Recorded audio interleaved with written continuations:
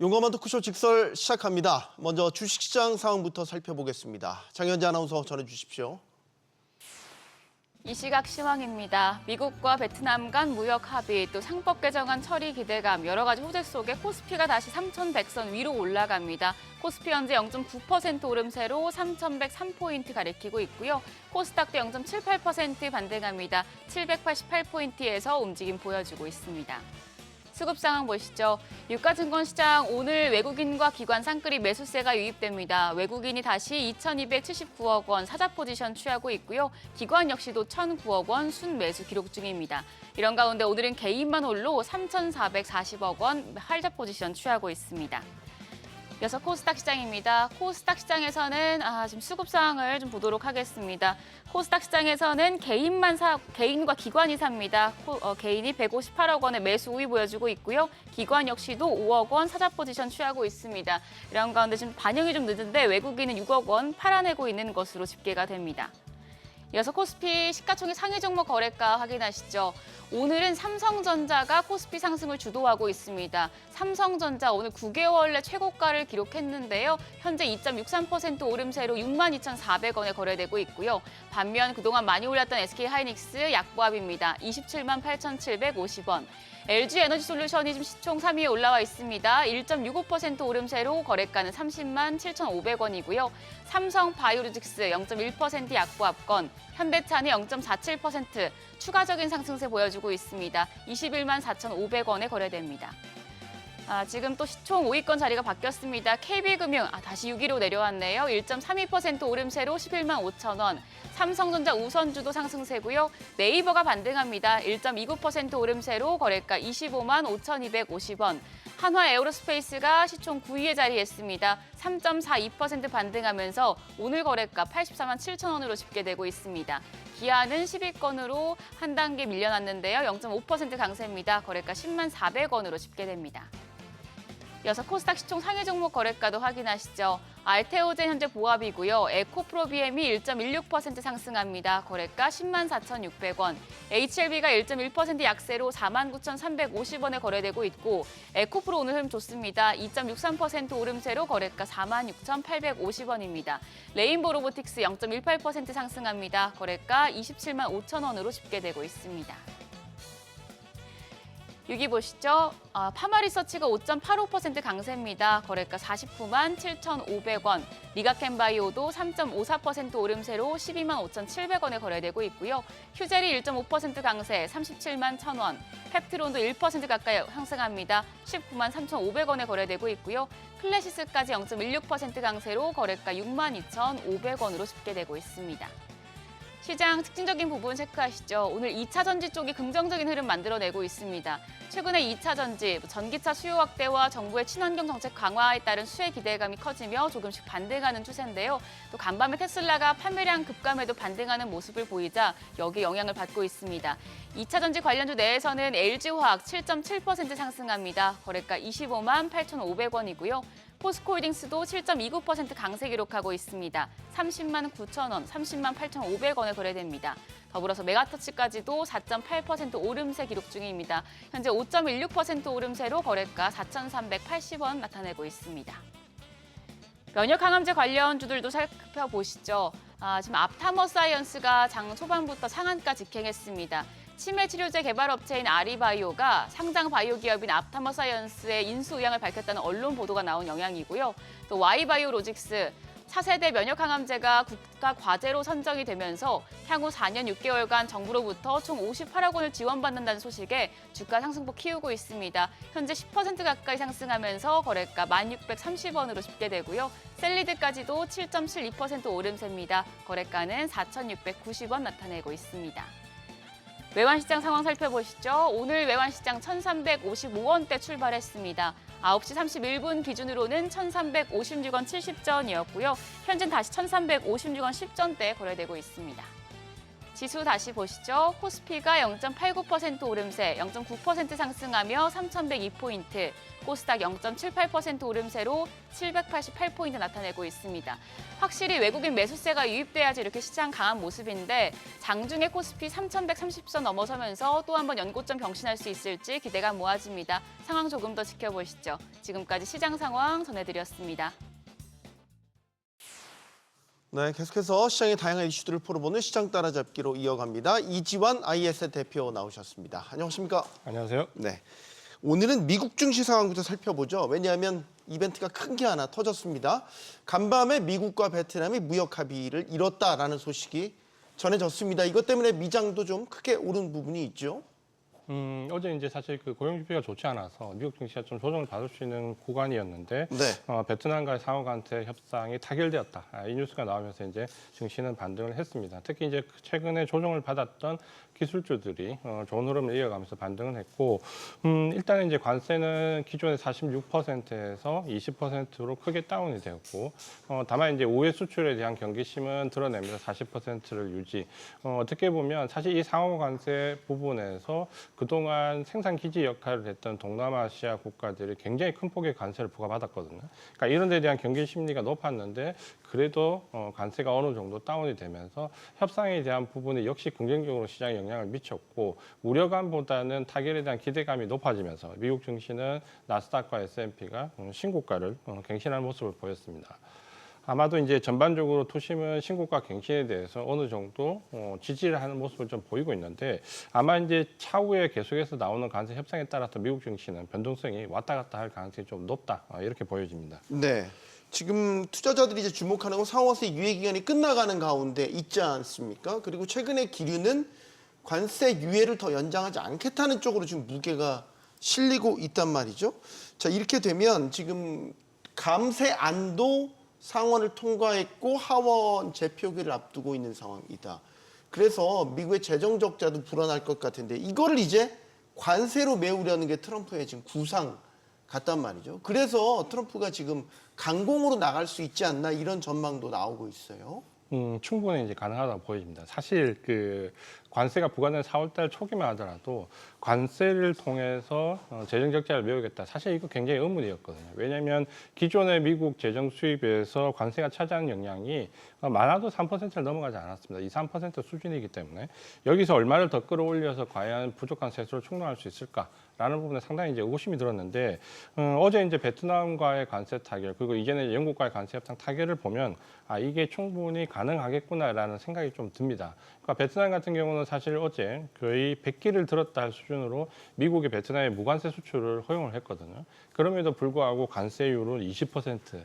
그렇다면 기본 관세율 10%에 어느 정도 뭔가 세수 확장을 생각하는 부분에 대한 관세는 부과가 된다. 이렇게 좀 보셔도 될 것 같고 그런 점에서 아마 영국에 대한 10%, 베트남에 대한 20%가 아마 다른 국가들과의 관세 협상에서도 하나의 기준점이 되지 않을까. 그러니까 무역 관계가 첨예하지 않거나 이런 부분에서는 10% 그리고 뭔가 미국의 필요에 따라서 움직이는 기본 세율 20% 아마 이런 식으로 간다라고 하면 충분히 세수를 메꿀 수 있다라는 생각을 어느 정도 할 수 있다. 그러나 아마 이제 전체 세수에서 펑크가 나는 부분이 많기 때문에 여전히 국채에 대한 불안감은 가지고 있다. 이렇게 보시면 될 것 같습니다. 네. 그러니까 미국 재정 적자 문제가 어쨌든 불거지고 있으니까 최근에 이제 채권 시장 움직임, 그러니까 국채 발행이 많아질 거다라는 시장의 기본적인 걱정. 여기에다가 달러가 지금 약세 기조가 상당히 좀 오랜 기간 나타나고 있어요. 지금 달러 인덱스가 96 수준까지. 그것도 계속 조금씩 낮아지고 있네요. 이거 괜찮겠습니까? 일단 이제 그 트럼프 대통령의 이게 우리가 싫든 좋든 기존에 이제 트럼프 대통령이 원하는 방향으로 가고 있죠. 이게 이제 일정 부분 무역 다짐이냐 아니냐의 차이만 있을 뿐이고 결국은 저유가, 약달러, 저금리, 그러니까 이 기조를 가장 기반으로 하고 있기 때문에 이런 식으로 이제 흘러가는 걸 막을 수가 없다라는 부분이고 특히 이제 국채와 관련된 부분에서는 여러 가지 얘기가 굉장히 많고 국채 우리가 이제 이전에 발작에 대한 부분도 굉장히 경험을 해봤지만 최근에 이제 베센터 재무장관이 지금 현재 장기 국채 금리라면 굳이 많이 발행할 국채를 많이 발행할 이유가 없다. 라는 선에서 일단 선을 긋기도 했지만 사실 시장이 이 부분을 크게 신뢰하지는 않죠. 결국은 지금 현재 미국의 재정 적자와 관련된 부분에서 결국은 국채 발행이 많아질 수밖에 없다라는 부분은 어느 정도 시장에서 공감을 하고 있는 것 같고, 특히 지난주에 어느 정도 안정세를 보이고 있는 국채 금리가 지난주에 발행되었던 국채는 그렇게 썩 수급이 좋지 않았거든요. 그러니까 어쨌든 이런 부분에 대한 논란이 계속되고 있다는 점에서 국채에 대한 변동성을 계속 열어둬야 될 것 같다는 부분이고, 다만 이제 달러 인덱스는 우리가 트럼프 대통령이 집권했을 때 103 정도에서 갑자기 한 110 정도까지 급등을 했다가 이 110이 다시 96 정도까지 수직 급락하면서 사실 이제 최근 내에서 몇 년 내에 보면 달러 인덱스 변동률은 가장 컸습니다. 네. 그렇게 보면 이 달러에 대한 강한 기대 심리가 반영이 되었다가 관세 부과 이후에 정책에 대한 어느 정도 리스크도 반영이 되는. 다만 이제 이 속도가 결국은 트럼프 대통령 집권 하에서 달러의 약세화를 유도하더라도 이게 점진적으로 하락해야 되거든요. 근데 만약에 이제 110 정도에서 96 정도까지 달러 인덱스가 수직 급락하게 되면 이건 이제 예상치 못한 부분이 나오는 거죠. 사실 어떻게 보면 이런 달러의 변동성이 최근에 미국과 중국의 관세 협상에도 저는 영향을 미쳤다라고 보거든요. 네. 그러니까 중국 같은 경우는 이전에 미국의 그 관세 협상에서 어떻게 보면 위안화를 약세시키면서 좀 버텼던 부분도 1차 집권 시기에 있었거든요. 근데 최근에 이제 달러 인덱스가 이렇게 급격하게 떨어지면 사실 위안화로 방어하는 것도 쉽지가 않습니다. 그러니까 뭔가 달러 인덱스의 변화가 국제뿐만 아니라 다른 나라 통화에도 상당히 영향을 주고 있기 때문에 아마 약세 현상을 유지하더라도 이렇게 좀 급진적인 변동성을 보이는 것은 아마 트럼프 정권에서도 의도하지 않을 겁니다. 지금은 이제 이걸 보완하기 위해서 스테이블 코인은 여러 가지 방안을 내놓고 있지만 아마 달러 약세의 점진화 현상은 지금 현재 보면은 기조적인 부분으로 좀 방향을 틀기는 어려울 것 같고, 다만 이제 그 변화의 정도를 좀 속도를 늦추는 방향, 이런 부분이 좀 필요하지 않을까 그렇게 보입니다. 그 달러가 약세로 간다는 건 이제 우리 증시에 대입을 해보면은 우리한테는 괜찮은 환경이 만들어지는 거잖아요. 외국인 수급도 들어오기에 괜찮은 환경인 거고. 그래서 최근에 사실 좀 우리 지수가 탄력적으로 올랐던 것도 있죠. 분명히 그게 있다라고 보여지고요. 우리가 사실 이제 어떻게 보면 금리도 사실 미국과 역전 현상이 이렇게 오래 간 적이 거의 없었거든요. 금리 역전차도 상당히 오래 가 있고, 특히 이제 원화의 달러에 대한 변동성도 다른 국가에 비하면 변동성이 상당히 제한적이었습니다.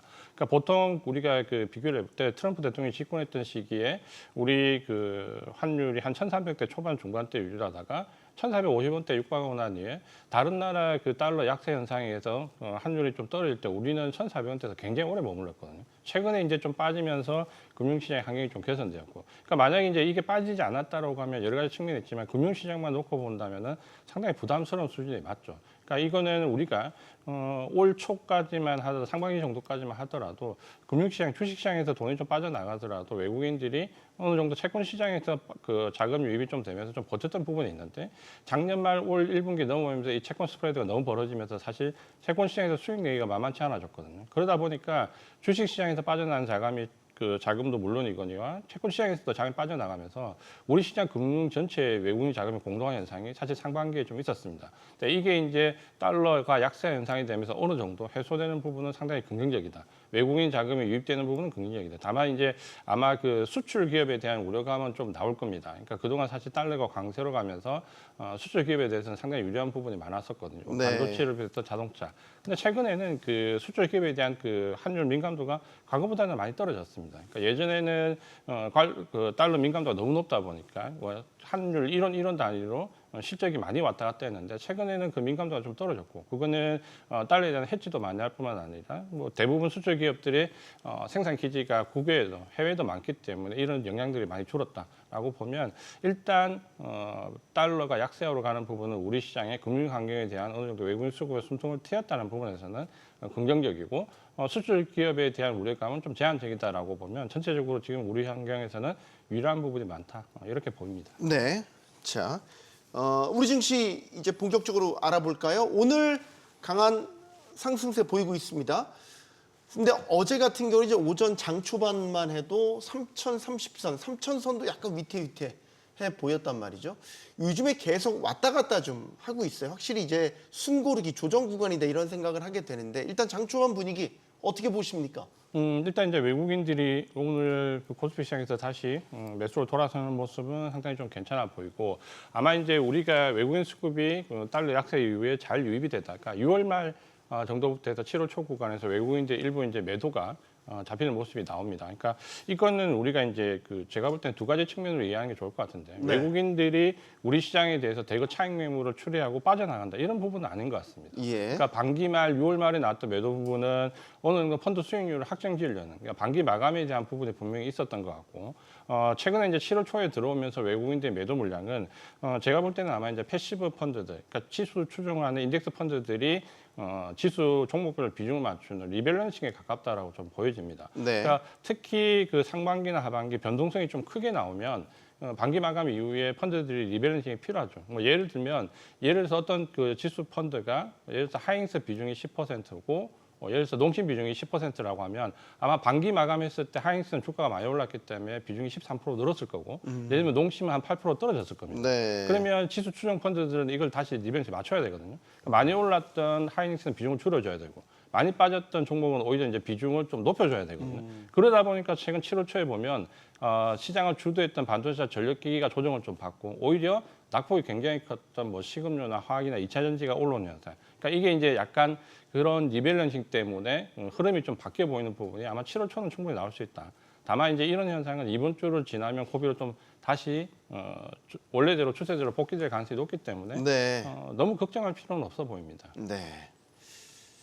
자, 그리고 이제 우리 시장에서도 주목할 만한 뉴스들이 이것저것 터지긴 했는데 국내에서는 상법 개정이 드디어 구분 능선을 넘었습니다. 어제 법사위 심사소위에서 큰 부분, 민감한 부분이 다 합의가 돼서 오늘 이제 본회의 처리가 될 예정이죠. 어떻게 보십니까? 상법 개정이 처리가 된다라는 거는 우리 자본시장의 큰 변화이고 그동안 많이 얘기됐었던 코리아 디스카운트를 해소할 수 있는 뭐 방안으로 여겨졌는데 정말 이제 많이 확 바뀔까요? 분위기가? 저는 이제 꼭 필요한 부분이고 좀 꽤 우리 증시에 많이 반영이 될 걸로 봅니다. 그러니까 이런 부분은 사실 어떻게 보면 국내 투자자들보다도 외국인 투자자들이 투명성에서 더욱 많이 요구했던 부분이기도 합니다. 물론 이제 이게 우려감은 있는데 최근에 우리가 외국인 매수세 유입을 보면 물론 이제 원달 환율 개선된 부분도 있지만 저는 이 상품 개정과 관련된 부분에서 접근도 있다라고 보여지거든요. 그거는 최근에 나왔던 외국계 레포트들 뭐 골드만삭스를 비롯해서 대부분의 외국계 레포트들이 한국 증시를 하반기 긍정적으로 보면서 거기에 나오는 첫 번째 아니면 두 번째의 상법 개정안에 들어있거든요. 그러니까 외국인들은 분명히 이 상법 개정안에 주목을 하고 있고 이 부분 때문에 한국 증시가 저평가가 해소될 것이다라는 부분에 많은 표를 던집니다. 그러니까 그만큼 수급도 유입될 가능성이 상당히 높다라는 부분이죠. 그렇게 본다면 이 상법 개정안은 상당히 중요한 역할을 할 수 있고 외국인 수급을 좀 더 롱텀하게 끌고 갈 수 있는 중요한 수단이 되기 때문에 지금은 수급적인 측면에서 단기적으로도 중요하다. 오늘 아마 이제 이재명 대통령의 발표 내용을 보면 그 내용을 짐작할 수 있겠지만 네. 결국은 이 상법 개정안이 통과되는 것은 증시에 상당히 긍정적인 영향을 끼칠 수 있다. 이렇게 판단을 하고 있습니다. 네. 외국인들도 이제 국내 증시를 바라보는 뭐라 해야 될까요? 관점이 이제 좀 상법 개정 이제 통과됐으니까 이제 한국 증시 이제 좀 포트에 많이 좀 담아야겠는데 이런 생각을 이제 막 태도가 바뀔까요? 저는 당장은 아니겠지만. 아주 추세적으로. 급격하지는 않겠지만 네. 바뀔 거라고 봅니다. 사실 이제 우리나라 그 정치의 지금 종목들 보면 많이 빠졌던 종목들 중에 보면 뭐 유통이나 그 화장품이나 이렇게 굉장히 오랫동안 화학이나 유통이나 빠졌던 종목들 보면 대형주인데도 불구하고 대기업 종목인데도 불구하고 PBR이 0.1대도 수두룩합니다. 그러니까 이번에 많이 빠졌던 뭐 롯데 계열 관련사 뭐 롯데쇼핑 이런 걸 봐도 PBR이 0.2가 안 되거든요. 그러면 이거는 사실 외국인들 입장에서 봤을 때는 당장의 모멘텀이 큰 종목도 중요하지만 워낙 저평가 종목이 많이 있기 때문에 중장기적인 관점에서 투자하는 롱텀한 장기 펀드들도 충분히 관심을 가질 수 있거든요. 그러니까 그런 점에서 본다면 충분히 외국인 수급을 좀 끌어들일 수 있다라고 좀 보여지고 물론 이제 단기적인 측면에서 대응하는 부분도 분명히 있겠지만 우리나라 증시가 왜 이렇게 저평가됐냐는 부분은 여러 가지 이유가 나오지만 결국은 이 배당과 주주 가치 차이고 그리고 어떻게 보면 좀 비합리적으로 일어나는 여러 가지 부분들이 앞으로 져야 된다라고 하면 외국인들이 한국 증시에 대해서 관심을 가질 이유는 충분히 있다라고 보여지고 어쨌든 지금 우리 글로벌 증시가 미국 증시도 마찬가지지만 AI 모멘텀을 중심으로 해서 빅테크 기업들이 끌고 가는 증시라고 보면 사실 삼성전자나 하이닉스가 버티고 있는 우리나라 증시가 글로벌 정치에서 소외될 가능성은 사실 없었어야 되거든요. 네. 그런 점에서 본다면 아마 이번 상법 개정에 대한 부분이 외국인 수급의 숨통을 트여주는 역할을 분명히 할 것이다. 그렇게 보여집니다. 알겠습니다. 자, 이제 좀 큰 이야기를 해보죠. 삼성전자, SK하이닉스, 우리 반도체 투톱 시장을 이끌어가는 투톱인데 최근 흐름은 조금 이제 뭐라 해야 될까 엇갈리더라고요. 삼성전자 주가가 조금 더 탄력적으로 올라가고 하이닉스는 좀 뭐라 해야 돼 쉬어가는 타이밍이라고 봐야 되는지 아니면 이제 고점을 찍고 조정 국면으로 들어가는 건지는 아직까지는 판단하기는 이른데 우리 대표님의 판단은 어떠십니까? 저는 이제 좀 쉬어가는 구간이다라고 보여지고 추세가 꺾이지는 않을 것 같습니다. 그러니까 좀 전에 말씀드린 것처럼 7월 초에 분명히 이 금리 인하 초기에 그 증시 자체가 굉장히 편중돼서 왔거든요. 상승하는 종목만 계속 상승했고 하락하는 종목 계속 하락하다 보니까 분명히 이 7월 때 6월 말 반기 마감을 한 펀드, 특히 그 아까 말씀드렸던 지수를 추종해서 그걸 맞춰야 되는 펀드들은 분명히 리밸런싱 필요성이 있을 거고 그렇다면 하이닉스나 그동안 증시 일갔던 뭐 현대일렉트릭 충분히 매도 물량이 나올 수 있습니다. 그러니까 네. 그 매도 물량이 나오는데 문제는 그 매도 물량들이 증시가 많이 올라서 여기서 차익실을 하려는 액티브 자금들이 아니라 대부분 지수 펀드를 맞추기 위한 펀드 비중을 맞추기 위한 패시브 자금들이 기계적으로 나오는 매도거든요. 그렇게 본다면 이 매도는 길어야 이번 주나 다음 주 초반이면 끝날 수 있기 때문에 주도주 조정은 너무 크게 생각하기보다는 오히려 이렇게 기계적으로 매도가 나서 조정을 받을 때는 뭐 그동안 가격이 너무 높아서 접근하지 못했던 투자자들이나 혹은 비중이 좀 적으신 분들은 추가 매수 관점으로 보셔도 될 것 같다. 이렇게 보고 있습니다. 네. 자, 오늘 사실 2차 전지는 좀 전반적으로 섹터가 크게 오르긴 하는데 주변 뉴스는 좋진 않아요. 지금 뭐 미국의 감세 법안에도 전기차에 대한 세액 공제 부분이 없어지는 부분, 또 논란이 되고 있는 일론 머스크 테슬라 CEO와 트럼프 대통령의 충돌 이런 문제들을 보면 2차 전지 괜찮나? 이제 된설이 맞는 거 아니야? 이런 걱정하게 되거든요.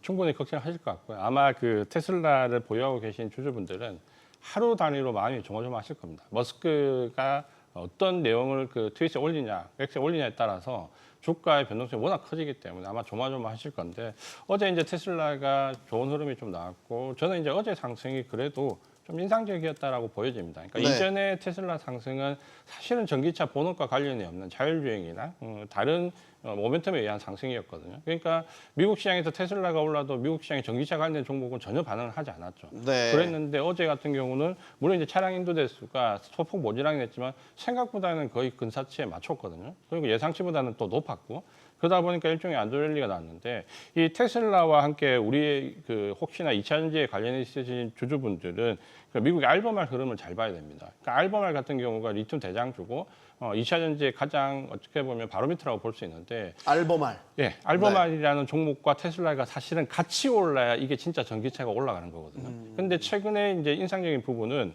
저도 이제 2차 전지에 대해서 계속 부정적인 부분을 말씀드렸는데 지금은 이제 오늘은 좀 긍정적인 부분을 말씀드리고 싶은 게 알버말이 지난주부터 해서 일주일 상간에 20% 넘는 급등을 했습니다.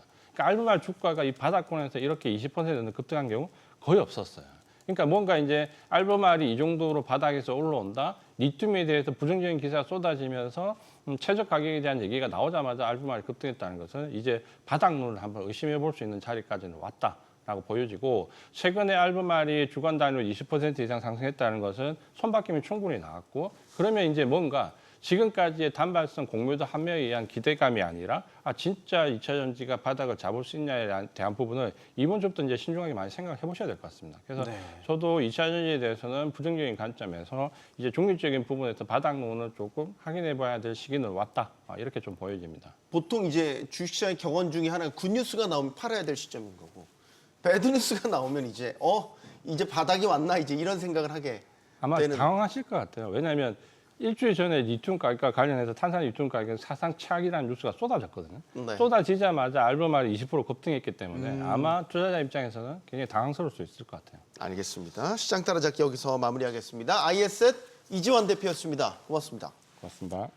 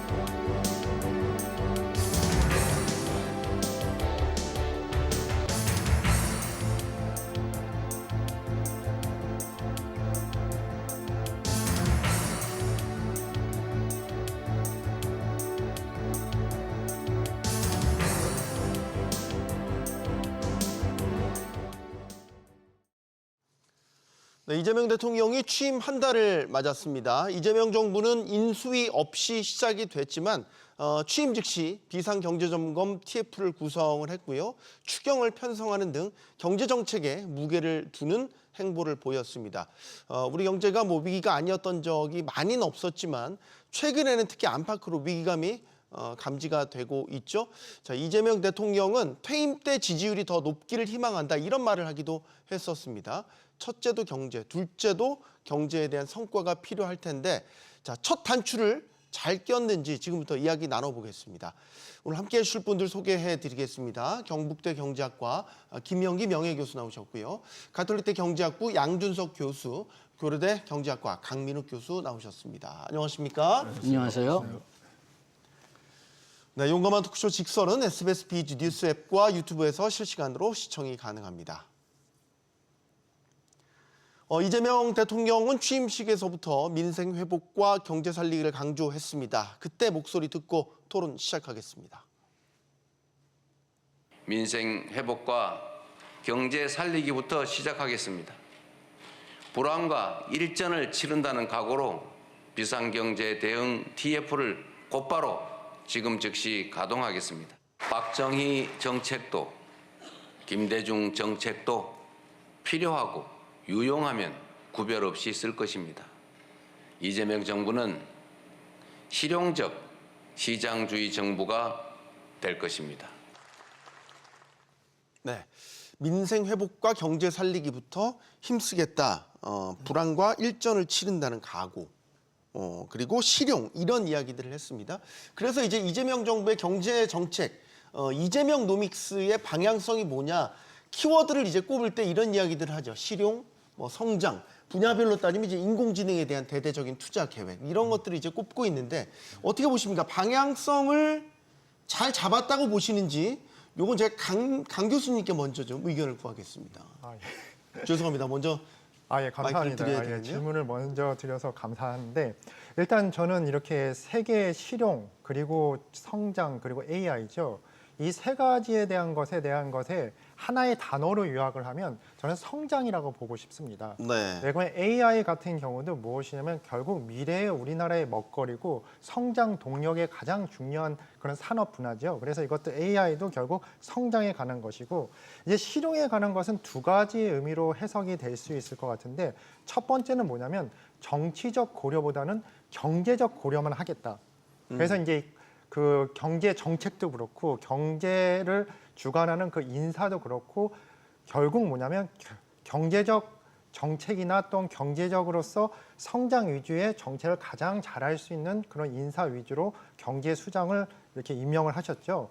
그 두 번째는 뭐냐면 이 실용이라는 것은 제가 생각하기에 뭐냐면 분배와 성장을 동시에 가져가는 그런 경제 정책을 만들겠다. 네. 그러니까 1차원적인 경제 정책이 아니라 이 두 마리의 토끼를 잡을 수 있는 경제 정책을 심사숙고하겠다. 이렇게 얘기하고 싶습니다. 그래서 정리를 하자면 이재명 정부는 성장 위주의 경제 정책이 돼 결국 무엇이냐면 경제적 고려를 우선시하고 분배까지도 고려하는 경제 정책을 펼치겠다는 것이 핵심인 것 같습니다. 네. 자, 계속해서 의견 듣겠습니다. 교수님께 의견 듣겠습니다. 예, 지금 한마디로 이제 경제 살리기로 한다면 한국 경제가 지금 구조적인 위기에 처해 있기 때문에 이 구조를 바꿔줘야 되는데 국제 경영 개발은 IMD의 그 글로벌 컴페티티브니스 인덱스입니다. 네. 경영 지수를 보면 한국의 국가 경쟁력을 낮추는 3대 요인을 꼽고 있어요. 첫째가 이제 기업 활동을 규제하는 법률이고 두 번째가 노사관계의 경직성이고 마지막으로 과학 인프라가 취약하다 이런 얘기입니다. 그럼 앞에 두 개가 이제 직접적으로 경제 정책과 관련되는데 지금 이재명 정부가 진짜 실용과 성장을 중시한다면 기업 활동을 규제하는 법률 글로벌 스탠다드로 봤을 때 훨씬 높은 규제 이걸 다 철폐해 줘야 되는데 규제 개혁을 하겠다는 목소리는 거의 없고 그다음 노사관계 경직성을 타파하는데 한국 경제에서 노사관계 경직성을 가장 이걸 낳고 있는 요인이 바로 민주노총입니다. 그런데 바로 이 고용노동부 장관에 민주노총 위원장 했던 사람을 장관 후보를 해놨습니다. 자, 이러던 과연 노사관계의 경직성이 해소됐을까 의문이 들고요. 그래서 최근에 또 보면 노랑봉투법 그러니까 이제 그 기업이 불법 파업을 했을 때도 처벌하지 않는 그런 걸 다시 시도하겠다. 중대재해처벌법 그것도 그대로 유지하고 이런 걸 보면 과연 실용인가? 과연 성장에 초점이 맞춰지고 있는가?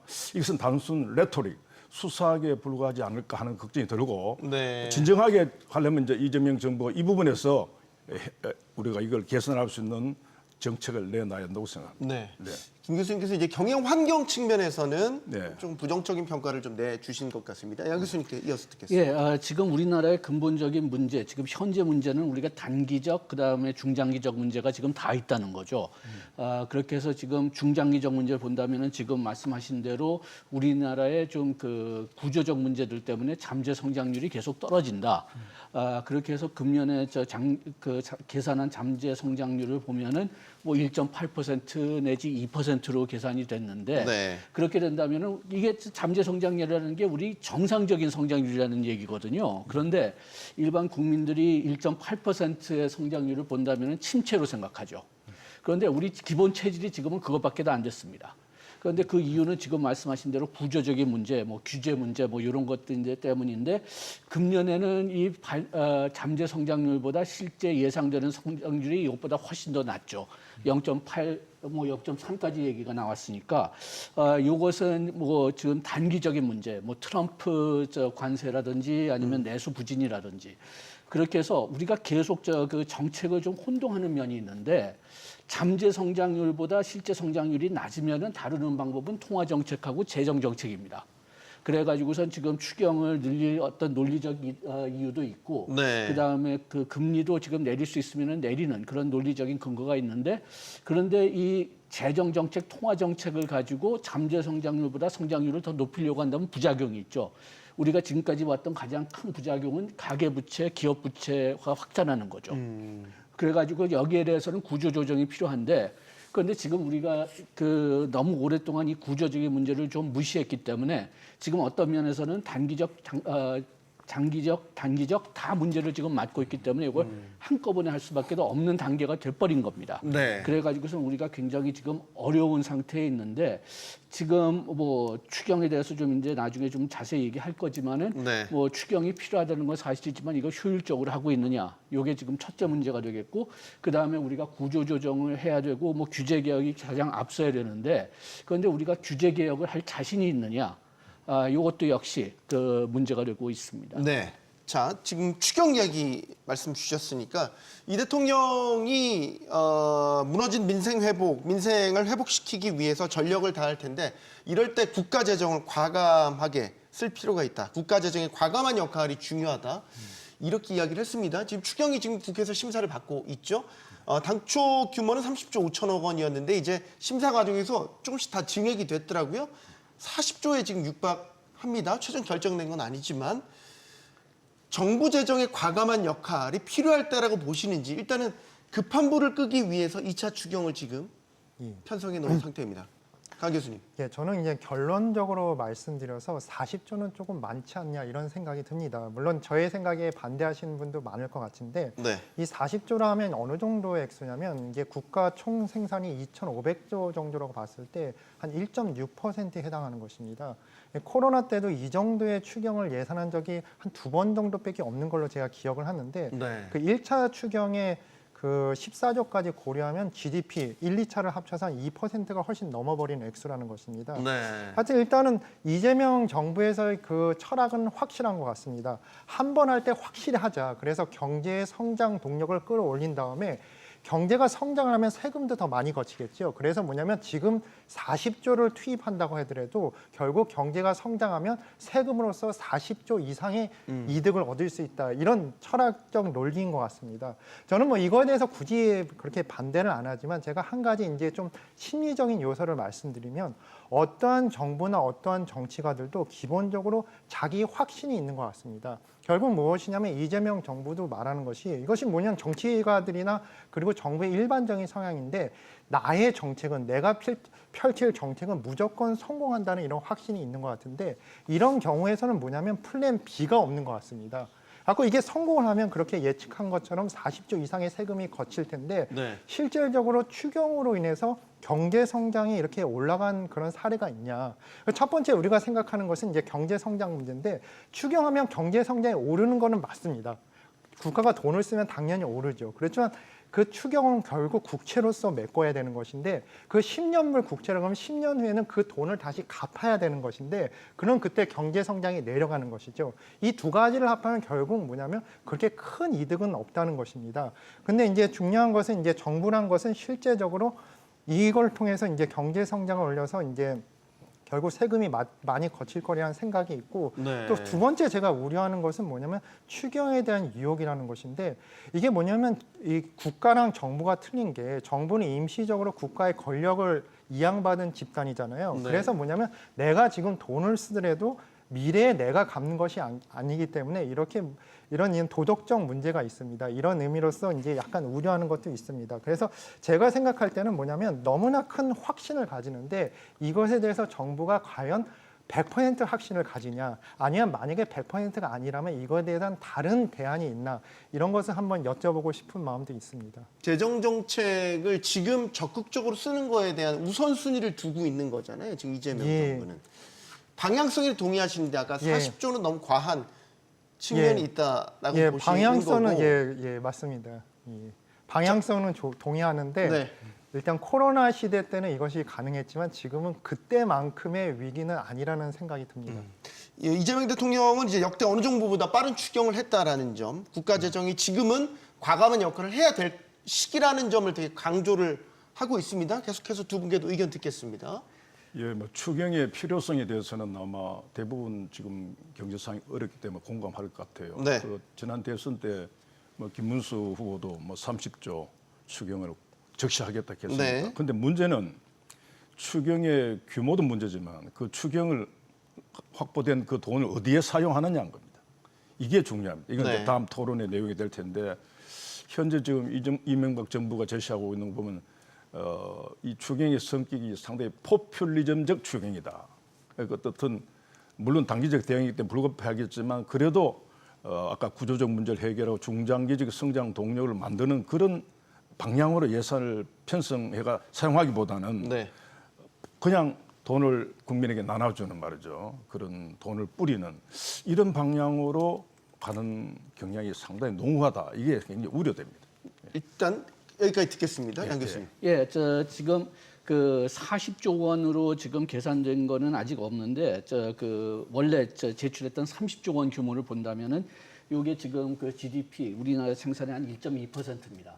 그런데 한국은행하고 예산처 조사로는 이게 GDP 상승 효과가 0.2% 포인트 정도 될 거라고 얘기했거든요. 네.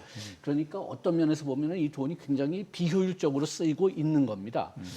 그럼에도 불구하고 그 더 좋은 방법은 뭐 정부가 뭐 직접 뭐 구매를 한다든지 SOC 투자를 한다는 게 그게 더 바람직할 수가 있는데 그런데 예산처가 검토해보고 그렇게 많은 금액을 쓸 수 있는 데가 지금 없다고 그 보고서를 낸 걸로 기억하거든요.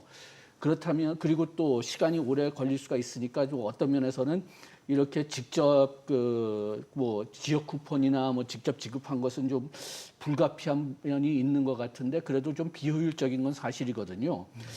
그래서 그런데 또 여기에다가 또 각종 추가 지출을 지금 하고 있는데 여기에 대해서 효율성을 생각했는지 모르겠어요. 그게 지금 가장 큰 걱정입니다. 우리가 이 추경을 하는 목적은 그 경제 활성화를 위해서 하는 건데 이 그 추경 들어가는 돈이 진짜 그 얼만큼 경제에 영향을 주겠느냐 요거를 충분히 계산했는지에 대해서는 개인적으로 좀 의심이 들고요. 그다음에 저는 전에는 3차 추경을 할 거라고 생각했습니다. 그 이유가 뭐냐 하면은 우리가 정부 지출을 금년이 어려울 거라고 해가지고서 빨리 쓰겠다고 다 약속을 했고 그 원래 계획대로 된다면은 7월 말까지 예산의 70% 쓴다고 했거든요. 그렇게 된다면은 하반기에는 정부 자금이 부족할 거기 때문에 어차피 3차 추경을 할 거라고 생각했는데 네. 지금 이 규모로 돈을 쓰는데 3차 추경을 하지 않고 그냥 이걸로 하겠다. 그러면은 뭐 그렇게 큰 문제가 없을 수도 있지만은 이걸 한 다음에도 또 정부의 돈이 모자라 가지고서 3차 추경을 한다면은 좀 무리한 게 아니냐. 좀 그런 생각이 듭니다. 자, 그 추경의 그 편성안에 대한 이야기를 해보겠습니다. 아까 교수님께서 잠깐 뭐 포퓰리즘적인 그런 부분이 보인다. 아마 제 예상에는 소비 쿠폰을 말씀하시는 것 같아요. 소비 쿠폰에 대한 거는 13조 2천억 원 규모. 이제 민생 회복을 위한 소비 쿠폰이란 이제 타이틀이 붙은 거죠. 이게 포퓰리즘적이라고 보시는 거죠? 그렇죠. 먼저 좀 듣겠습니다. 예. 그래서 지금 그 보면 사실 소득별로 이제 선별 지원한다 해서 상위 10%에 대해서는 이제 15만 원 지급한다 했는데 그걸 선별하는데 사실 선별하기 어렵습니다. 차상위 계층이라든가 기초수급자는 이미 그것이 확정되어 있기 때문에 저는 이렇게 생각해요. 지금은 실제 이 불경기 속에서 어려운 사람들은 고소득층은 어렵지 않습니다. 장사 잘하는 사람들, 대기업들 정말 이 저소득층 취약계층이 어렵기 때문에 집중 지원해 줘야 돼요. 그래서 저는 차상위 계층이라든가 기초수급자에 대해서 집중 지원하는 방식이 중요하고 그다음 상위 10%에 대해서 왜 이렇게 보니까 지금 15만 원씩 512만 명 대상으로 하면 7,680억이 그냥 고소득층이 지급되는 겁니다. 이건 넌센스입니다. 저는 차라리 이 돈이 7,680억을 네. 저소득 가게 청년층에게 그냥 쿠폰을 지급하던가 말이죠. 집중 지원하는 게 더 도움이 되겠다 하는 생각이 듭니다. 그래서 이런 식으로 하게 되면 우선 뭐 일회용으로 일단 경제를 좀 순환시키는 데 도움이 되겠지만 그건 진통제 주사에 불과하다.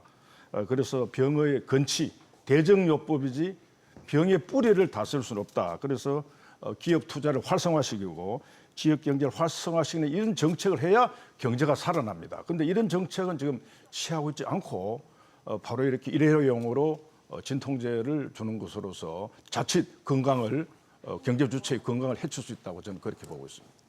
그래서 이제 어느 정도 그 혼합책을 썼지 않습니까? 예, 예. 보편적 지급되는 부분이 있는 거고 네. 이제 선별해서 차등해서 지급하는 부분이 예, 있는 거고 예. 이걸 같이 이제 믹스한 거 미스인데 차등할 필요도 없이 상위 계층에서 지급 안 하는 게 맞다고 저는 그래 보죠. 그렇게 보세요? 예, 그거 들어가는데 50억이 소요된데 구분해내는데 사실 이게 외국에서도 이거 구분해내는 게 쉽지 않습니다. 그러니까 다시 강조드리자면 차상위 계층과 기초수급자에 집중하고 저소득층 가게 청년들에게 집중해 주는 것이 여러 가지로 도움될 수 있다고 저는 생각합니다. 자, 이건 또 생각들이 좀 다르실 수 있어서 예. 그래서 양 교수님 먼저 말씀 주시겠어요? 저도 전반적으로는 지금 말씀하신 거하고 좀 동의하는 편인데요. 그 이유는 근본적으로는 그 경기 활성화하려고 한다면은 이 돈을 받으신 분들이 추가적인 소비를 해야 됩니다.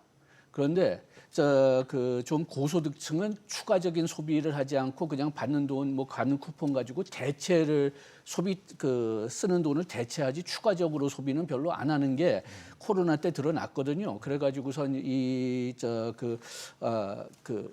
돈 지급한 걸 그 코로나 경험으로 본다면은 뭐 효과가 뭐 한 0.33밖에 안 됐다. 그런 얘기가 지금 나와 있는데 그 대신 그 저소득층은 요 0.33보다 돈을 쓰는 그 비중이 훨씬 더 높았습니다. 승수 효과가 높다는 그렇죠. 거죠. 승수 효과가 높았기 때문에 그렇기 때문에 지원을 이게 그 경기 활성화를 목적으로 한다면은 그러면은 이 승수 효과가 좀 더 큰 저소득층 그쪽에 집중하는 게 뭐 맞는 답입니다. 이게 그 좀 오직 이유가 있다면은 요거를 좀 그 고소득층에도 주면은 좀 빨리 통과시키는 게 좀 용이하다. 그런 면에서는 네. 요게 좀 그 유용한 도구가 될 수 있었는데 그런데 계속 늦네요. 알겠습니다. 자, 일단은 강 교수님까지 듣고 그 다음 질문 이어가겠습니다. 아, 예. 네. 하여튼 교수님께서 좋은 말씀을 해주시고 다 동의를 합니다. 근데 저는 이제 근본적인 문제에서 약간의 차이가 있는데요. 네. 저는 이제 기본적으로 복지라는 것은 국가가 추경을 해서 복지 정책하는 것은 보편적 복지가 돼야 된다고 봅니다. 이 복지는 보편적으로 하되 세금에서 충분히 차등으로서 고소득자한테 더 많은 세금을 거둘 수가 있죠. 그 코로나 기간만 보더라도 우리나라 같은 경우는 차등 지급에 대한 그런 것을 정책을 펼쳤었는데 미국이나 일본 같은 경우는 코로나 기간 동안에도 차등 없이 일괄 지급을 했습니다. 물론 세금 정산의 일정 부분을 환수하는 그런 시스템을 갖췄는데요. 그래서 저는 이제 근본적으로 복지 같은 거는 보편적 정책이 많고 네. 그럼에도 불구하고 제가 이제 약간은 그 이재명 정부랑 생각이 다른 게 오히려 왜 소득 상위 10%한테 이렇게 큰 차등을 했냐. 근데 이거에 대한 약간 방어를 하자면 이제 양 교수님이 하신 것처럼 이제 소득이 높은 사람들은 15만 원 쿠폰이 들어와도 그걸 소비로 다 이어지지가 않습니다. 만약에 내가 500만 원 정도의 소비를 하는데 15만 원 쿠폰이 들어오면 한 제가 볼 때는 5만 원 정도의 효과, 결국 소비를 505만 원 정도 하는 효과가 있고, 그리고 이제 소비를 이제 50만 원 정도 하는 이제 저소득 계층 같은 경우는 15만 원 쿠폰이 들어오면 65만 원, 그러니까 15만 원이 늘어가는 효과가 있기 때문에 이런 의미에서 이런 실용적인 이런 경제적 정책으로서 그 쿠폰이 즉시 소비로 이어지는 것은 저소득 계층이 그 효과가 많기 때문에 이렇게 차등 지급을 한 게 아닌가 이런 생각이 듭니다. 하지만 이제 제가 이제 말하는 것은 결국 뭐냐면 보편적 복지를 원칙으로 하는 것이 좋을 것 같지만 이재명 정부의 실용주의에 입각한 차등 지급도 어느 정도 이해를 하는 바입니다. 네. 제가 조금 좀 네, 양 교수님 조금 좀 다른 견해가 있는데 네. 미국 그 경제에 대해서인데 물론 그 상당히 많이 그렇게 그 모든 그 가구들한테 보낸 부분도 있지만은 코로나 때 상당 부분의 지원은 실업보험을 통해서 이루어진 걸로 알고 있거든요. 실업보험은 일자리 잃은 사람들한테 이제 주는 게 보통이니까. 우리 고용보험 같은 거죠. 그렇죠. 네. 예, 그러니까 상당 부분이 뭐 저소득층은 아니라고 해도 그래도 실업된 사람들한테 집중 지원됐다고 해석할 수도 있죠. 네. 제가 하나 더 추가 질문 드리면 이번 지원은 이제 포퓰리즘적이다라고 이제 말씀 주셨으니까 다시 한번 질문을 드리면 그냥 현금 지급은 아닌 거죠. 어떤 소비를 진작시키기 위해 쿠폰 형태로 지급하지 않습니까? 그래서 뭐 지역 상품권이라든지 카드도 이제 포인트를 주고 사용 기한도 이제 정해놨죠. 석 달인가요? 이제 정해놨으니까 그 기간 안에 써야만 유효한 거니까요. 결국에는 이제 여러 제한 조건을 걸어서 소비를 어쨌든 이 조건 하에 무조건 하게끔 만드는 이제 유도하는 게 있잖아요. 그러니까 내수경 진작 차원에서는 그런 방법론적인 것들은 유효하지 않나라는 질문도 드리고 싶은데 어떻게 보십니까? 그러니까 내수 경기를 이제 활성화시킨다는 관점에서 본다면 사실 이게 기본소득론이라든가 이게 포퓰리즘적인 그런 아까 뭐 보편적 복지가 좀 조금 저는 개념이 다르다고 봅니다. 보편적 복지는 이제 의료라든가 네. 교육, 육아에 대해서 이제 현금보다 현물 서비스 하는 게 이제 보편적 복지의 핵심인데 이 돈 뿌리는 거는 단순 복지라 보기 어렵고요. 그러니까 결국은 수요를 창출하는 문제인데 이 지금 현재 이재명 정부의 정책은 일시적 효과만 낸다. 그 일시적 효과, 아주 단기적 효과는 내는데 내수 경기 활성화 되겠느냐? 잠깐 반짝하다가 다시 내려갑니다. 그래서 결국은 이게 지금 아까도 이제 말씀하셨지만 이 중장기적인 정책과 함께 지금 실시를 해야 되는데 네. 그건 기업 투자를 활성화시키게 됩니다. 그 핵심은 일자리를 창출해야 돼요. 그러니까 이 소비 쿠폰은 일자리를 창출하지 않습니다. 같은 추경이 나도 일자리를 창출한 방향으로 간다면은 뭐 그게 어떤 정책이 있는가를 이제 우리가 분석해야 되겠지만 그러면 일자리가 창출되면 그 자체가 임금 지급되니까 소비로 가고 동시에 일자리 창출 통해서 부가가치 일자리를 통해서 이제 일을 하니까 부가가치가 높아지는 거예요. 이렇게 해서 이제 선순환이 이루어질 수 있는데 그런 것이 빠져 있는 것이 바로 전형적인 기본소득론의 한계. 이재명표 기본소득 한계 그대로 이재명 정부처럼 나타나고 있다. 약간의 변형은 좀 그대로 나타난다고 봅니다. 네. 예. 저는 저런 제한 조건이 그렇게 큰 의미가 없다고 보는 게 뭐냐 하면은 좀 저소득층한테 이렇게 금액을 주면은 그런 조건 없이도 쓸 겁니다. 그 다음에 고소득층한테 준다면은 그럼 이런 조건이 있으면은 뭐 그레시브 법칙이라는 게 있죠. 나쁜 돈이 좋은 돈을 밀어낸다. 이 제한적인 돈을 받으면은 내가 어차피 현금 거래를 하려고 했는데 그 현금 거래를 쿠폰으로 대체하는 거죠. 실질적으로 소비가 늘지 않고 그냥 대체만 한다면은 그러면은 뭐 돈 주는 거는 소용이 없습니다. 그래서 차라리 현금으로 주는 게 좋지 않나 저는 개인적으로 생각하는데 네. 뭐 이것도 역시 좀 그 정치적으로 또는 국민 설득할 때 필요하다면은 뭐 유용한 도구가 될 수는 있지만은 그렇지만은 뭐 실질적으로는 그렇게 큰 효과는 없을 거라고 봅니다. 제가 이게 좀 너무 과한 비유일 수 있지만 현금으로 줬는데 그 현금 가지고 해외여행 가면 어떡해요? 예? 그럼 이제 국내에 뿌려지는 돈이 아닌 거잖아요. 그런데 어차피 내가 해외여행을 가려고 했다.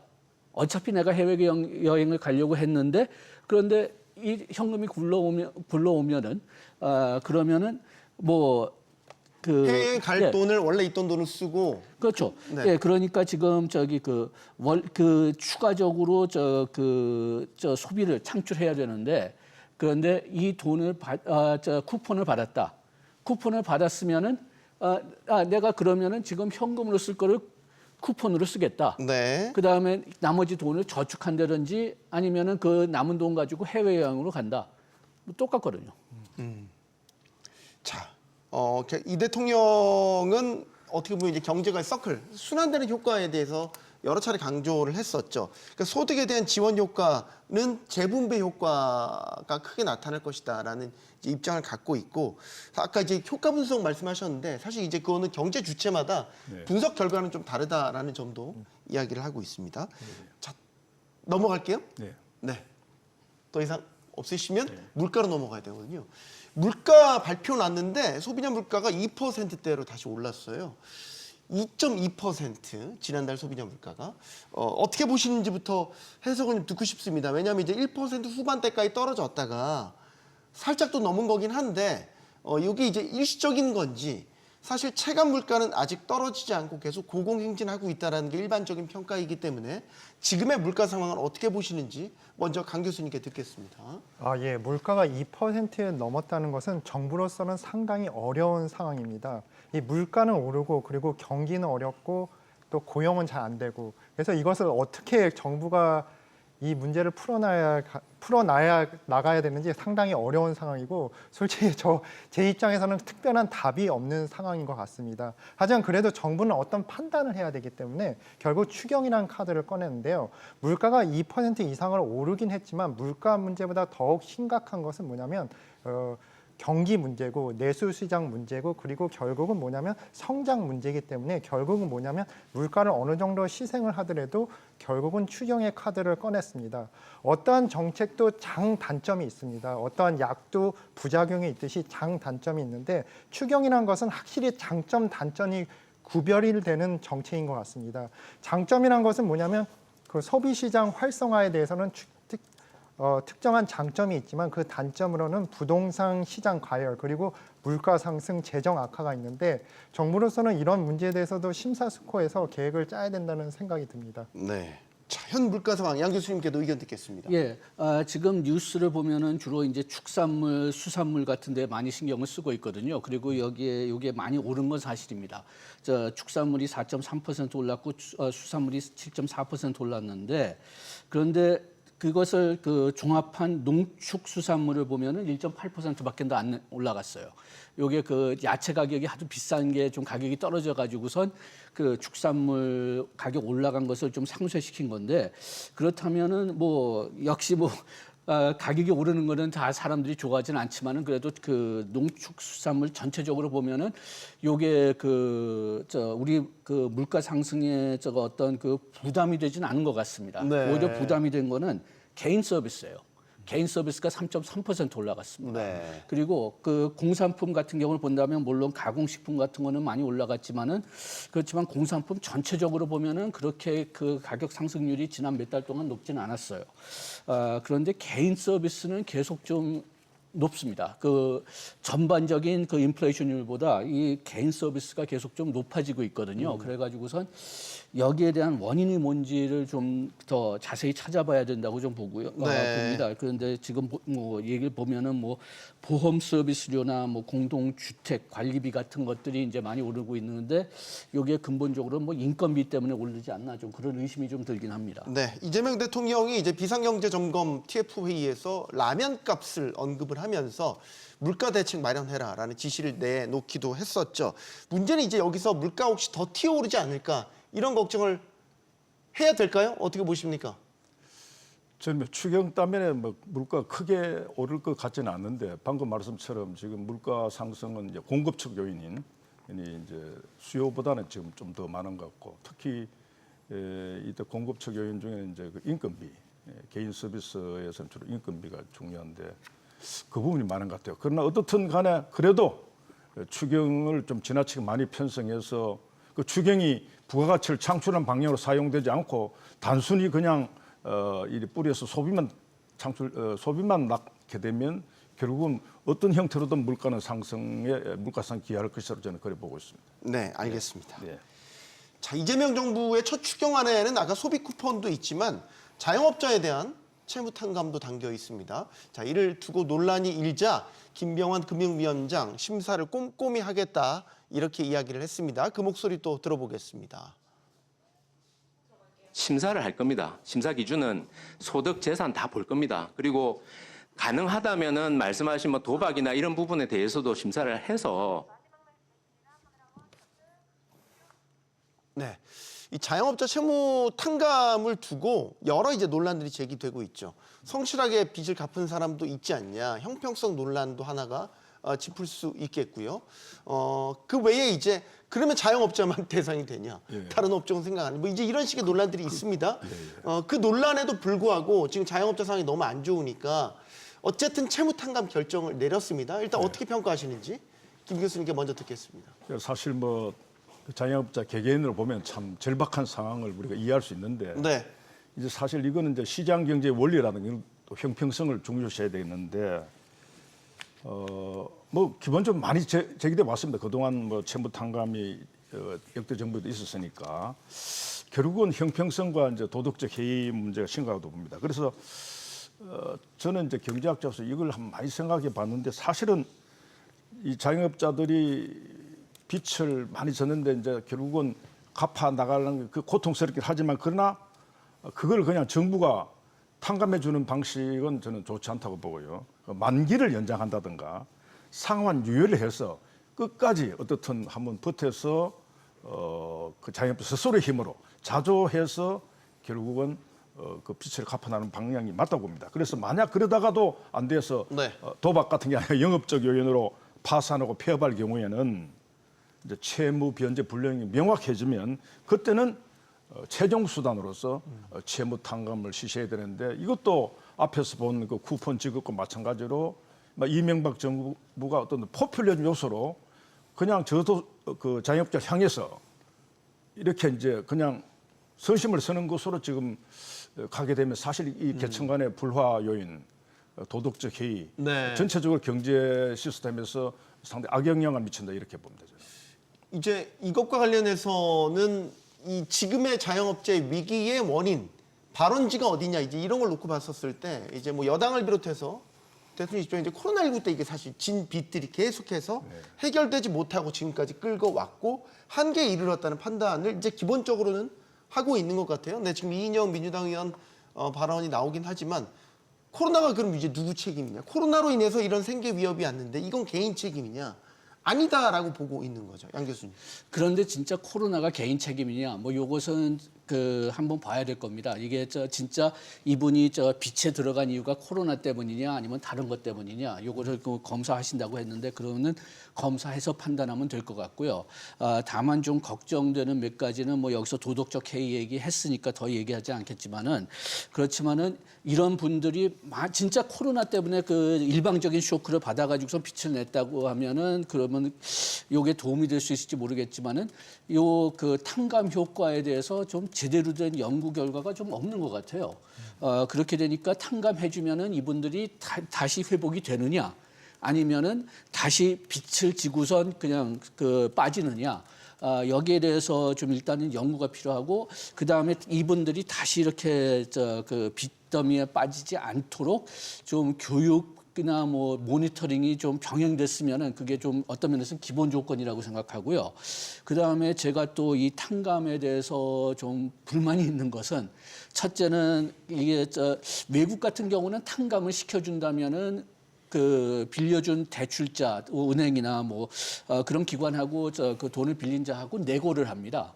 그렇게 해서 내고를 해가지고선 갚을 수 없겠다 판단하면은 그때 네. 이제 탕감을 하는데 정부가 일괄적으로 뭐 어떤 기준을 정한다는 게 좀 그 융통성을 빼뜨려 가지고선 나중에 문제가 될 가능성이 있다고 보고 네. 그 다음에 또 이번에 뭐 너무 깊게 들어가긴 싫지만은 이게 배드뱅크 가지고 하죠. 예. 배드뱅크를 가지고 하는데 돈의 반은 은행에서 나온 돈이죠. 그래서 저는 개인적으로 이 탕감 정책이 어떻게 본다면 복지 정책인데 그런데 이 복지 정책을 민간 돈 가지고 해도 되느냐? 여기에 대해서는 조금 좀 의심을 가지고 있습니다. 네. 제가 강 교수님께는 좀 다른 질문을 드리고 싶은 거는 이번에 비탄감 대상에 지금 외국인 한 2,000명 정도가 그게 또 논란이 되고 있어요. 이제 국적 불명의 외국인들 빚까지도 소위 말해서 우리 세금으로 탕감을 해줘야 되냐는 논란이 있고 이제 민주당에서도 이게 좀 세심하게 들여다보겠다 이런 얘기를 했단 말이에요. 이건 어떻게 보세요? 예, 그 양 교수님께서 말씀하신 것처럼 이렇게 탕감 정책이 이제 민간 은행으로서 실행을 하는 거기 때문에 외국인 대한민국 국민에 대한 구분이 없는 것이 이제 첫째인 것 같습니다. 일단 인도적 차원에서 봤을 때는 외국인도 대한민국 경제 활동을 하는 일원이고 경제에 대한 기여를 하기 때문에 이 외국인을 차별한다는 것이 인도적 관점에서는 맞지는 않는 것 같습니다. 네. 하지만 대한민국이라는 사회가 뭐 국민적 정서가 가장 중요한 사회고 그것이 정답이기 때문에 결국은 뭐냐면 이 외국인 탕감 대상 2,000명이 지금 대상인데 확정으로 이어지기는 상당히 확률상 높지 않다고 저는 보고 있습니다. 왜 그러면 이것이 철저한 심사를 할 텐데 그 심사 기준에서 지금 현재로서는 대한민국 국민이나 국적자나 외국인에 대한 차별 조항이 없는 거로 알고 있습니다. 네. 하지만 기본적으로 정치권 그리고 민주당 쪽에서도 이거에 대해서 문제를 가지는 국회의원들이 존재하는 걸 봐서는 어느 정도 이제 심사 기준에 영향을 받을 것이고 실제로는 외국인이 금융 지원이나 이제 탕감을 받는 경우는 상당히 적을 것이다. 네. 근데 이제 제가 중요한 것은 뭐냐면 이번 계기로 이제 금융지원 이제 채무 참감에 대해서 명확한 기준이 필요할 것 같습니다. 네. 계속 이렇게 민간 위주로 이제 실제적으로 민간 은행이 하지만은 국가에서 어느 정도 민간 은행을 도와주는 거죠. 이런 구조로 할 때는 명확한 기준이 없고 계속 같은 문제가 제기될 텐데 이거에 대한 기준을 만드는 것이 중요하지 않을까 생각이 듭니다. 알겠습니다. 자, 출범한 이제 한 달 된 이재명 정부 앞에 또 큰 숙제가 놓여 있습니다. 바로 부동산입니다. 서울을 중심으로 부동산 가격 많이 올랐죠. 이 대통령은 투자처를 찾지 못한 자금이 부동산으로 향하는 게 문제다. 이렇게 이야기를 했습니다. 이 대통령의 목소리 들어보시겠습니다. 대한민국의 투자 수단이 주택 또는 부동산으로 한정되다 보니까 자꾸 이 주택이 투자 수단 또는 투기 수단이 되면서 주거 불안정을 또 초래해 왔습니다. 자, 그러면서 이제 이재명 정부가 내놓은 첫 번째 부동산 대책은 이제 대출이었습니다. 대출 규제. 전방위적으로 대출을 옥죄는 거고 이전엔 없었던 주담대 대출 한도를 6억 원으로 아예 막아버리는 이제 상당히 강력한 대출 규제를 내놨습니다. 일단 지금 효과 분석에 대한 거는 이제 조금 더 시간을 두고 봐야 되겠지만 어떻게 평가하시는지 이야기를 듣고 싶습니다. 이건 양 교수님께 먼저 듣겠습니다. 지금 이렇게 수요를 억제하는 조건은 좀 어떤 면에서 불가피했을 것 같습니다. 첫째로 뭐 가계부채 문제도 있지만은 그렇지만은 그 정부가 추경으로 돈을 풀고 그리고 또 이제 한국은행이 금리를 낮출 희망을 가지려면은 이 돈이 부동산 시장으로 빠져나가는 것을 어느 정도 차단시켜야지 되거든요. 그래가지고서 뭐 불가피한 정책이라고 보고 있는데 그런데 이걸 가지고 서울 집값을 좀 그렇게 잡을 수는 있을까? 거기는 조금 좀 의심이 갑니다. 기본적으로는 공급이 뭐 지금 당장 늘지 않아도 중장기적으로 공급이 늘 거라는 그런 확신이 있어야지 좀 그 집값이 잡힐 것 같고요. 네. 그렇지 않으면 저 임시적인 효과로 머무를 수밖에 없을 것 같고 그 다음에 일단 이렇게 그 투자 자금이라고 부르기 조금 이상하지만은 이 자금이 부동산 시장으로 몰리는 것을 좀 막으려면은 이 돈이 갈 수 있는 다른 데를 또 마련해야 될 것 같아요. 네. 계속 그 부동산 시장이 가장 최고의 투자라고 생각한다면은 뭐 아무리 수요를 억제한다고 해도 다른 데 갈 수가 없으니까 그냥 머물게 되니까요. 그래가지고서 그런 면에서는 이번에 뭐 상법도 지금 뭐 개혁한다고 하는데 그렇게 해서 주식 시장을 활성화시키는 것도 어떤 면에서는 불가분한 그런 정책이라고 보기 때문에 현재 그 수요 억제는 불가피하고 그 다음에 그 주식 시장 개혁도 좀 어느 정도 바람직한데 여기서 아직 빠진 것은 공급에 대해서 어떻게 할 거냐 여기에 네. 대해서는 아직 구체적인 말이 별로 없는 것 같습니다. 일단 그래도 이재명 정부의 부동산 정책 방향에 대해서는 그래도 공감을 하고 계시는 것 같네요. 머니무브가 필요하다는 공급에 대한 어떤 면에서는 공급에 대한 그 결정이 필수 조건이거든요. 그러니까 꼭 밑에 깔려야 되는 건데 어떤 면에서는 지금 그 단기적으로 할 수 있는 것은 했지만은 중장기적으로 해야 될 것은 아직까지 방향이 없다. 그래가지고선 제가 완전히 그 지금 그 대통령의 그 정책을 지지하느냐 이것은 좀 유보하겠습니다. 공급 정책이 어떻게 나오는지 따라서 그 판단을 하겠어요. 마지막까지 깐깐하게 보시겠다라는 것 같아요. 강 교수님.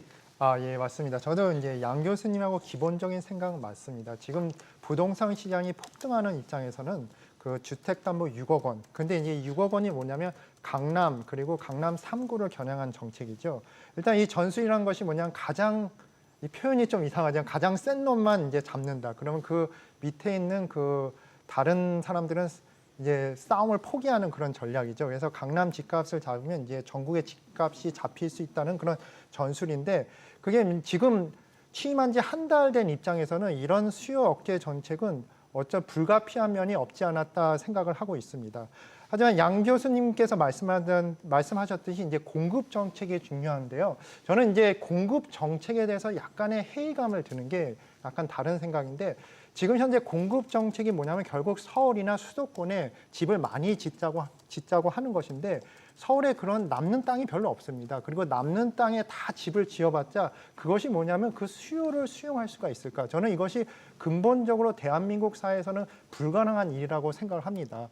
그래서 이제 저는 이제 이재명 정부가 이런 공급뿐만 아니라 더 5년, 10년, 그 20년 미래에 대한 정책을 펴야 될 텐데 이런 부동산 정책의 부동산이 힘들어진 근본적인 이유는 뭐냐면 우리나라가 70년대부터 그 서울 중심의 경제 개발이 이루어졌고 그런 네. 개발 속에서 지방 경제는 거의 붕괴에 가까운 지경에 이르렀습니다. 그래서 이런 장기적으로 지방 경제를 살릴 수 있는 이런 정책이 나오지 않으면 결국 뭐냐면 공급만으로도 힘들다고 이렇게 말씀드리고 싶습니다. 네, 지금 강 교수님 얘기하신 걸 이제 이 대통령도 이야기를 한 게 지역 균형 발전이 새 정부의 핵심 과제다 이런 이야기를 했습니다. 그래서 지역 우선 정책을 펼칠 것이다. 여기는 이제 부동산 활성화 대책도 담겨 있겠죠. 지금 지방 부동산에 이제 꽁꽁 얼어붙어 있으니까요. 김 교수님께도 의견 듣겠습니다. 그 지금 이재명 정부가 이제 은행 대출을 규제하면서 이제 이 부동산 문제를 해결하겠다는 것은 과거 노무현 문재인 정부에서 같은 정책을 해서 다 실패했고 이 정부에서 가장 두 정부에서 부동산이 폭등했습니다. 그래서 어떻게 보면 이제 사실 이런 규제보다도 공급처 요인 아까 지적했는데 공급처 요인에 이제 주목해야 되는데 네. 지금은 그 뭐 주택을 뭐 몇십만 호 건설한다는 게 중요한 게 아니고 이 수요가 굉장히 다양화되어 있단 말입니다. 그럼 청년들의 수요, 또 중산층의 수요가 굉장히 그 다양화된 속에서 저 어디 변두리의 어떤 무슨 미군 기지에서 뭐 몇십만 원 짓는 게 아니고 네. 도심에서 청년들이 좋아하는 그 직주가 가까운 곳에 공공 그 부지, 국유지를 활용해서 다양한 주택을 공급하는 그런 방향에 가야 되고 또 마지막으로 아까 말한 것처럼 네. 지방 경제를 살려서 결국은 국가 균형 발전 관점에서 가는 것이 수도권의 주택 가격을 낮추는데 근본 대책으로 그렇게 생각하고 있습니다. 이재명 대통령이 주택 문제 공급과 관련해서는 수도권 신도시 건설은 지방 균형 발전 차원에서 검토를 해야 된다라고 이야기를 했습니다. 신도시 이제 국정기획위원회에서도 이제 비슷한 이야기를 했죠.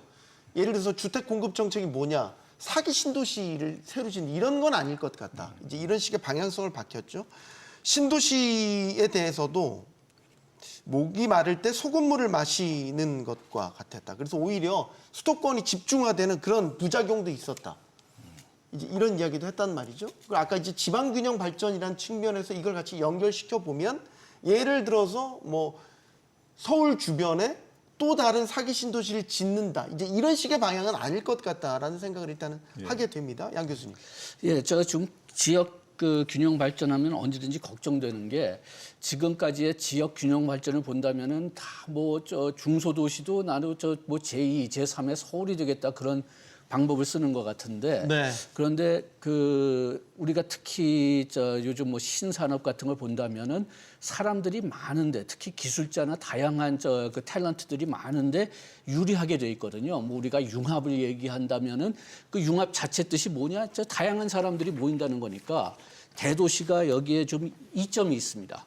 그래가지고선 그런 면에서는 대도시가 저 커질 수밖에 없다면은 그러면은 그 작은 도시들, 뭐 중소도시들은 그러면 서울을 흉내내는 게 아니라 그러면 어떻게 하면은 자기네들의 어떤 특이한 그런 그 점을 가질 수가 있느냐. 어떤 면에서는 좀 그 지금 별로 인기 없는 제조업, 그 옛날식 제조업으로 가야 될 수밖에 없는 전략도 있고요. 그래가지고선 우리가 지역 균형 발전을 하는 것은 좋지만은 그렇지만 이걸 잘못 운영하면은 우리의 그 미래 그 산업 발전하고 이게 충돌될 수가 있다. 이걸 좀 주의드리고 싶습니다. 우리가 지역 균형 발전 중에서 앞에서 본 뭐 자영업자 문제라든가 내수 경제 살리기 이 문은 이거 어떻게 지역 경제와 관련되어 있습니다. 네.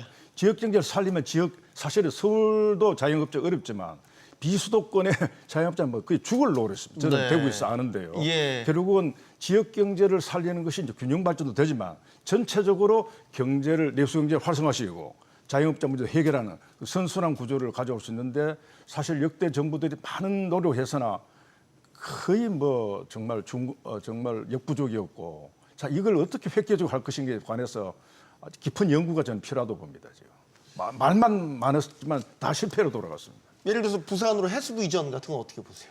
그럼? 그건 뭐 좋다고 봅니다. 저는.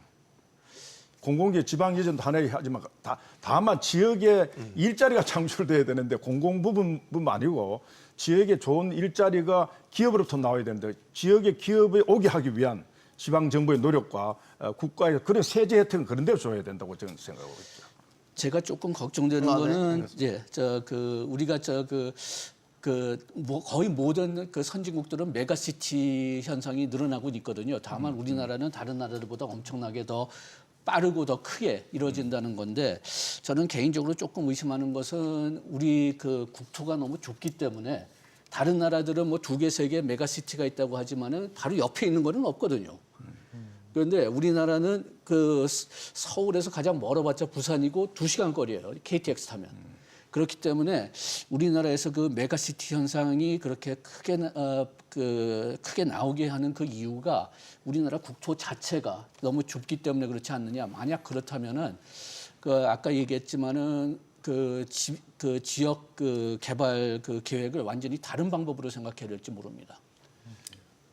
저희가 주택 공급의 해법을 이야기하다가 이제 얘기가 좀 많이 퍼지긴 했지만 강 교수님께도 의견을 들어볼까요? 예.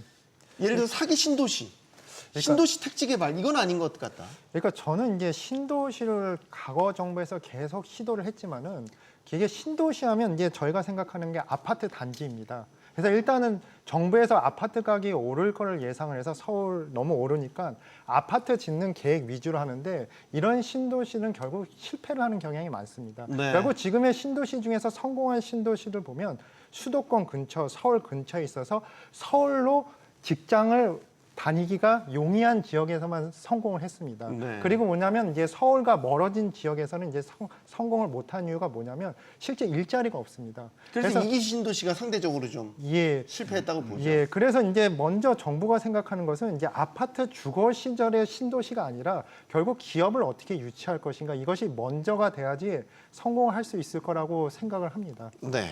자, 마지막 질문 드려야 될 것 같습니다. 이창효 한은 총재가 저성장을 고려하면 금리를 추가로 더 낮춰야 한다 이런 이야기를 했습니다. 어쨌든 정부의 강력한 재정 정책 결국 경기 진작을 위한 목적을 갖고 있죠. 여기 이제 하느니 금리를 내림으로써 좀 뒷받침을 해줘야 된다 이런 뜻으로도 해석이 되는데 추가 금리 인하 가능성 폭 어느 정도로 보십니까? 저는 이번에 그 부동산 정책이 성공한다면은 그러면은 금년에 한 번 내지 2번은 더 내릴 수 있다고 보는데요. 네. 그런데 아까 얘기했지만은 여기에 전제 조건이 뭐냐? 부동산 값이 잡히는 겁니다. 만약 부동산 값이 잡히지 않는다면은 안 내리는 게 오히려 더 나을 것 같습니다. 금융 안정성을 해친다? 예. 그런 측면 오히려 금리를 내리는 게 집값을 자극할 수 있는 여지가 있다라고 집값을 자극할 보시는 거예요? 여지뿐만이 아니라 경기에 도움이 별로 안 되는 거죠. 거기에 따른 자금들이 다 부동산 시장에 가니까 뭐 일자리 창출에 별 도움이 없고 오히려 집값만 올리면서 그 경제에 오히려 좀 부정적인 효과가 더 많다는 거니까요. 강 교수님께 이어서 듣겠습니다. 저도 이제 양 교수님 생각이랑 거의 일치합니다. 그 코로나 기간을 우리가 생각할 수 있는데요. 그 당시에 추경이랑 금리가 엄청나게 내렸습니다. 추경이 크고 결국 뭐냐면 저희가 기억에 남는 것이 부동산 뉴스밖에 기억이 안 남는 것 같습니다. 경제 뉴스하면 부동산 가격이 엄청나게 폭등을 했는데 전체적으로 경기가 안 좋음에도 불구하고 부동산 가격은 더 올라서 국민들이 2배로 가난해졌습니다. 이번 정부에서 지금 부동산이 지금 심상치가 않습니다. 결국 6억 원 주택담보대출 제한으로서 어느 정도 일시적으로는 약간 잡힌 것 같지만은 지금 다시 폭발 일부 직전인 분위기인 것 같습니다. 이런 분위기에서 한국은행이 금리를 내리는 것은 그렇게 쉽지 않은 결정이라고 보고 있습니다. 경기 진작을 위해서는 금리를 내려야 되긴 내려야 되는데 그 전제 조건으로는 일단 집값이 잡혀야 된다라는 조건을 거셨습니다. 김 교수님. 예, 뭐 금리를 내리면 약간의 그 경기 부양 효과가 나타나겠지만 아까 우리 처음에 시작했듯이 그 우리 한국 경제의 구조적인 문제가 있기 때문에 현재 이 위기는 구조적 위기입니다.